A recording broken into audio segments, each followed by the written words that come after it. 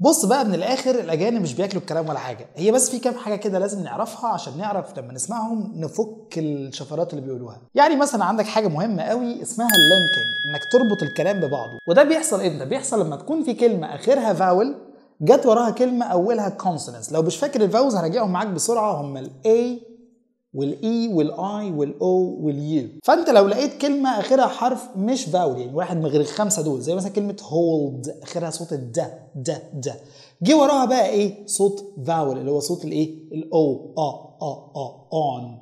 يبقى هولد اون، ساعتها ما تقولش بقى هولد اون، قول هولد اون. بص كده كانها كلمه واحده، hold on. hold on a second.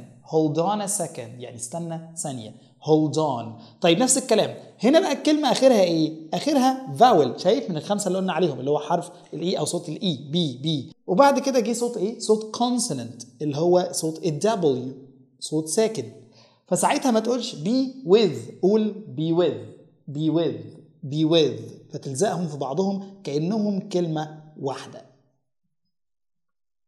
تاني قاعدة لو عندك فاول وجي وراها برضو فاول، يعني كلمة آخرها فاول والكلمة اللي وراها أولها صوته فاول، ساعتها بتربط برضو الكلمتين بعض. بس في عندك بقى حاجة زيادة، تكة كده، ركز معايا. التكة دي إن أنت لو لقيت الصوت الأولاني اللي هو الفاول ده يعني صوت مضموم زي صوت الأو أو الأو، ساعتها بتزود صوت وه اللي هو زي بالعربي كده صوت الواو وه. يعني ما تقولش جو أب، قول جو أب. go up. يبقى وه هنحط وه كده في النص، go up. go up. طيب نفس الكلام دي هتبقى ايه؟ مش هتقول بقى so old، هتقول ايه؟ so old كان في وه في النص. طيب ولكن لو لقيت بقى الفاول اللي هو في اخر الكلمه ده صوت مكسور يعني اي او ايه، ساعتها هتزود صوت يه في النص. صوت اليه ده الرمز بتاعه كده بيبقى عامل زي القاموس زي حرف الجي، وبالبلدي كده زي الياء عندنا في اللغه العربيه. مش هتقول بقى very old، هتقول very old كأن في يه كده،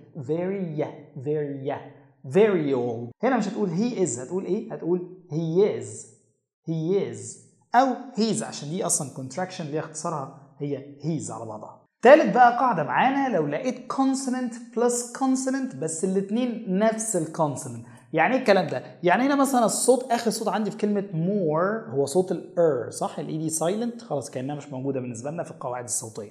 طيب هنا بقى جه وراها ايه؟ جه صوت برضو نفس الصوت اهو، ساعتها بدمج الكلمتين في بعض واخليها كانهم فيهم صوت واحد اللي هو صوت واحد يعني، هتبقى more rice.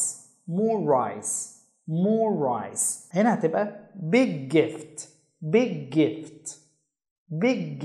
اكتب لي في الكومنت مثال على كلمتين المفروض ندمجهم في بعض. ما تنساش مع عمار عادل تعلم انجلش بطريقه extraordinary، طريقه استثنائيه.